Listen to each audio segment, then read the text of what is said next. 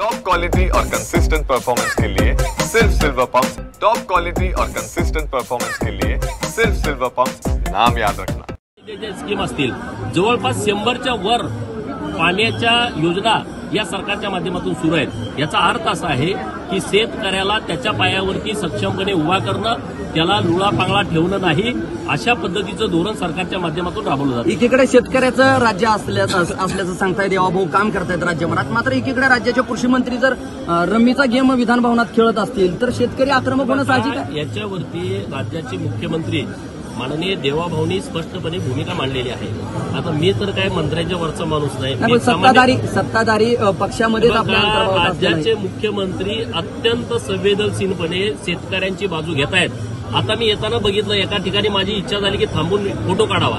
एक पत्र्याचं शेड होतं आणि त्या पत्र्याच्या शेडवरती मी जातो तिथं थांबणार आहे, पत्र्याच्या शेडवरती सोलार आहे। अरे हे कसं काय शक्य आहे? आज राज्यामध्ये 30 लाख घरकुलं मिळाली प्रधानमंत्री आवास योजनेमधून। आज राज्यामध्ये 30 लाख जी घरं मिळाली, माझ्या नेत्यानं, माझ्या सरकारनं भूमिका काय घेतली?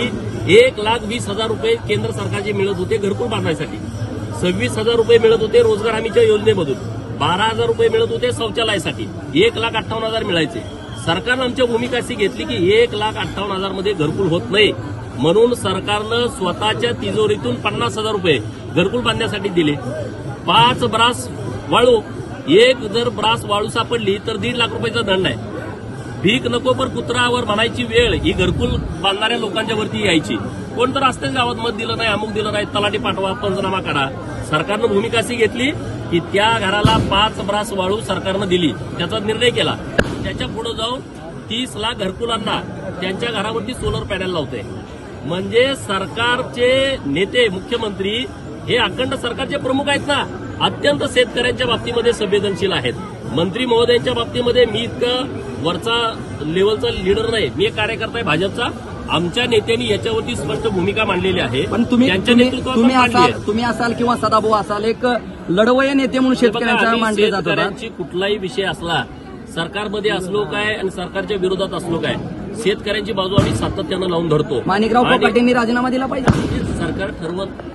सरकारमध्ये वरिष्ठ नेते मंडळी बसलेले आहेत, ते याच्यावरती भूमिका घेतील। पण मला एका वाक्यात सांगायचं आहे की शेतकऱ्यांनी अगदी बिनधास्त राहावं, सरकारवरती विश्वास ठेवून राहावं। आता परवा आम्ही दूध भेसळचा विषय पुढे आणला, आम्ही सरकारमध्येच आहे ना, परंतु शेतकऱ्यांचं म्हणणं काय, आमच्या दुधाला भाव मिळत नाही, फॅटवरती SNF वरती आपण भाव देतोय 30 रुपयापासून पुढे भाव। अरे जर शेतकरी 1 लिटर दूध उत्पन्न करत असेल, त्याचं 3 लिटर 4 लिटर 5 लिटर कोण आहेत ही लोक? सरकारला बदनाम तुम्ही करताय। हे मधले जी लोक आहेत भेसळ करणारी, शेतकरी कष्ट करतोय रात्रंदिवस, दूध उत्पादन करतोय आणि तुम्ही एका टँकरचे 2 टँकर 3 टँकर करताय। आमच्या सरकारनं भूमिका घेतली, मला वाटतं आज तुमच्या कुठल्या तरी चॅनलवरती होतं, 30% भेसळ जे करत होती लोक, त्यामध्ये परिणाम झालाय।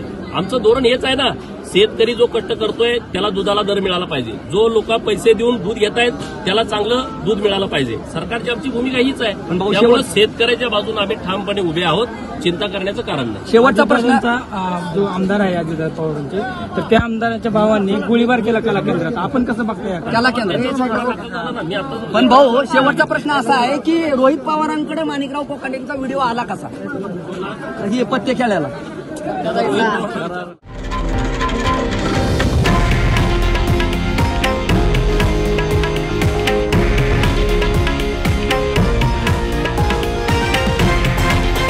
हे आहे देशातील नंबर 1 न्यूज नेटवर्क आणि आपण पाहत आहात TV9 मराठी, एकमेव।